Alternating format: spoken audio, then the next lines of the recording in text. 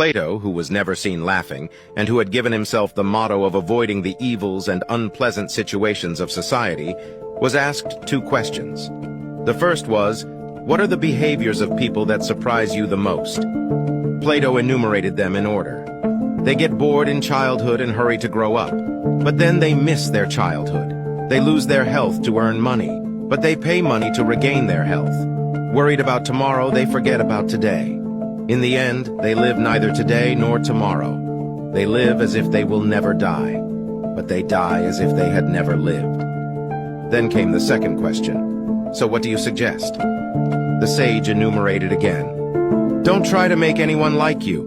The only thing to do is to leave yourself to be loved. And the most important thing in life is not to have the most, but to need the least. Those words by Plato are some of the most profound words that I have ever heard. Stressing about the past and worrying about the future is one of the main reasons that people stay stagnant. Everything that Plato said centers around people's expectations about the future and regrets about the past. I too have and still continue to have the same problem.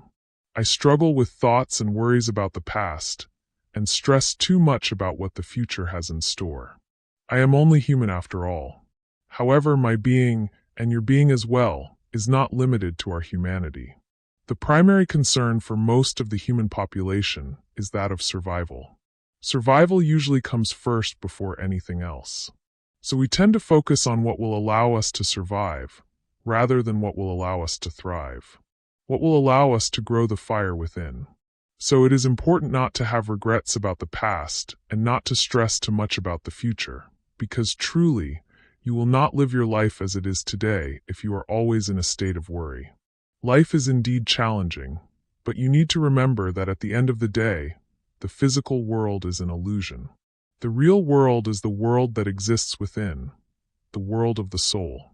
Structure your life based on what your soul desires in the present, and watch how the physical world shapes your reality to the future that you desire.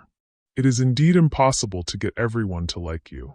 The best you can do is to just be as authentic as possible, and surround yourself with those who will accept you for who you are. You owe this to your soul. Your soul will only bring you closer towards people who are beneficial for your well-being. Having a lot of material possessions is only appealing to the physical world, but for the spiritual world, which is ultimately the most important, is not based on the material. You need to remember that the spiritual world is based on your feelings. How you feel will always determine how much abundance you have in the physical world. So if you want to attain true material abundance, first ask yourself about how you feel within. The more you feel good about what you are doing, the more abundance you will have.